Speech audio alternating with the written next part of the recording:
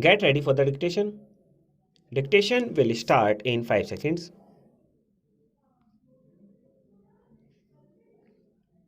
Start. Another question to which I would like to refer is that of decentralization. I referred to this question last year also, but I do not think the Railway Ministry has paid the slightest attention to this question. Railway plans throw a heavy amount of work on every officer or member of the railway board down to the divisional superintendent and the officers under him. Is it not necessary, therefore, to do two things?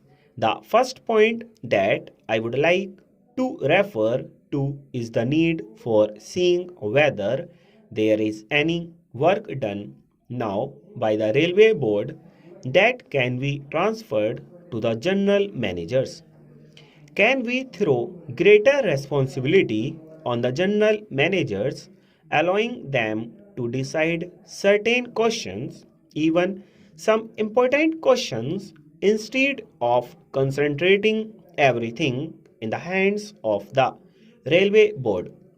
The policy of centralization may be necessary in certain respects, but I do not think that the extent to which it has been followed has been conducive to efficiency and to the development of the initiative of the general managers and the officers under them.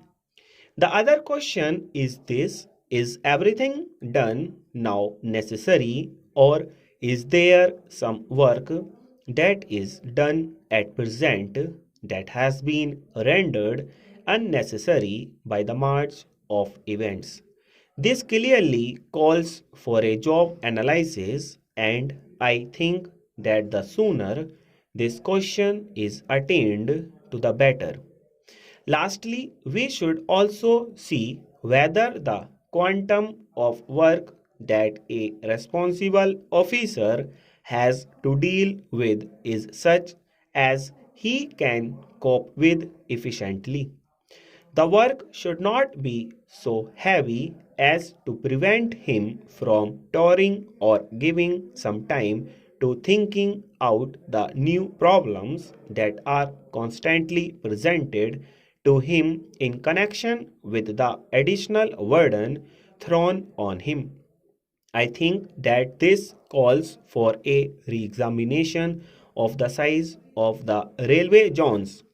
Notwithstanding the divisionalization that has taken place in three more railway administrations, there is a limit to the work that can be done even under a divisionalized administration, and I think it will be wise to the Railway Ministry and the Railway Board to look into this matter while they have time to do things right. If they wait for 5 years, things may come down with a crash, and it may not be easy for them to maintain the old efficiency, let alone further improvement. This question, so far as I know, has received no attention from government. The importance of giving the officers at the present time for touring, for developing personal contacts, and giving personal supervision and guidance has not been adequately examined so far. Full stop.